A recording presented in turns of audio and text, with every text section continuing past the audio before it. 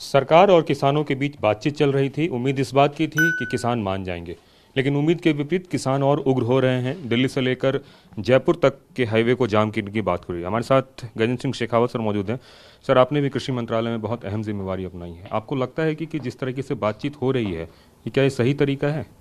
देखिए, बातचीत हमेशा ही सही होती है और बातचीत से ही हमेशा इस तरह के अवरोध गतिरोध समाप्त होते हैं, चाहे वो किसी भी स्तर पर, किसी भी जगह पर, किसी के भी बीच में हो।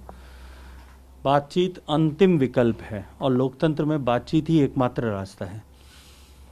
पहले भी किसानों को इस तरह के आंदोलन कभी करने की अगर आवश्यकता पड़ी तो उनका समापन बातचीत के माध्यम से ही हुआ है और मैं आज भी विश्वास के साथ में कह सकता हूं और कहूँगा कि अंततः इसका मार्ग बातचीत से ही निकलेगा, जिसके लिए हमारे दिल और दरवाजे दोनों हमेशा खुले में। आखिर किसानों के बीच कौन सा ऐसा मजमा बैठा हुआ है जिसकी वजह से बात नहीं हो पा रही है? क्या कोई राजनीति हो रही है या फिर कुछ और?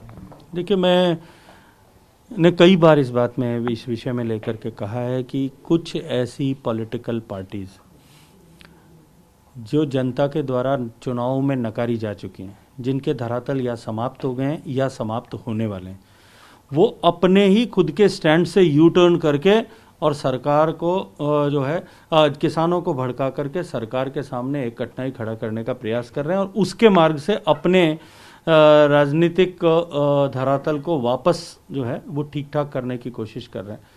पर मैं ये मानता हूँ कि झूठ को पैदा किया जा सकता है, झूठ को खड़ा किया जा सकता है, लेकिन उसको ज़्यादा दिन तक दौड़ाया नहीं जा सकता।